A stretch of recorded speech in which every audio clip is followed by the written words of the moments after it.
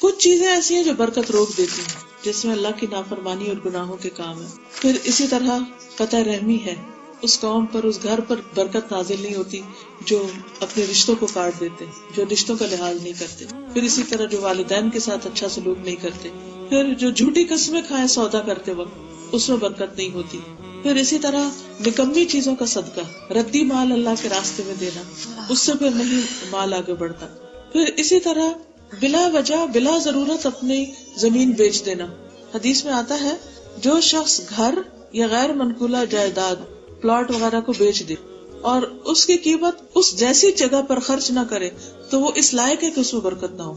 یعنی مثلا ایک آپ کا گھر تھا اور آپ نے اسے بیچ کے پیسہ بینک میں ڈال دیا، بینک میں رکھ دیا، یا دوبارہ نہیں انویسٹ کیا تو بھی برکت نہیں ہو. یعنی اگر آپ نے کوئی ایسی چیز بیچی ہے تو پھر کیا کریں، اس طرح کی کوئی اور چیز خریدیں، یعنی بزنس کریں یا پھر اس پیسے کو کسی بہتر استعمال میں لائیں تاکہ برکت ہو. اسی طرح جب انسان ہیلے بہانوں سے حرام مال کھاتا ہے تو بڑی مجبوری ہے، اس طرح سچ بولنے سے تو بزنس اچھا نہیں ہوگا اور کچھ نہ کچھ تو جھوٹ بولنا ہی پڑتا ہے، کچھ رشوت دینی پڑتی ہے، اس طرح کی چیزیں ٹھیک ہے ہمارے معاشرے میں بہت خرابی ہیں.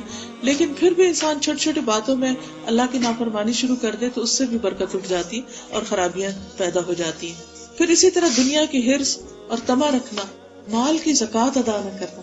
جس مال کی زکوٰۃ ادا نہیں کی جاتی وہ مال تباہ ہو جاتا ہے، یعنی وہ زکوٰۃ بھی جاتی ہے اور جس مال کے اندر ملاوٹ ہوتی ہے وہ بھی ختم ہو جاتا ہے. اسی طرح ناپ تول میں کمی کرنا جو ہے وہ بھی مال کی برکت کو ختم کر دیتا ہے. پھر اللہ کے دیے ہوئے رزق پر راضی نہ ہونا، اس سے بھی برکت ختم ہو جاتی ہے.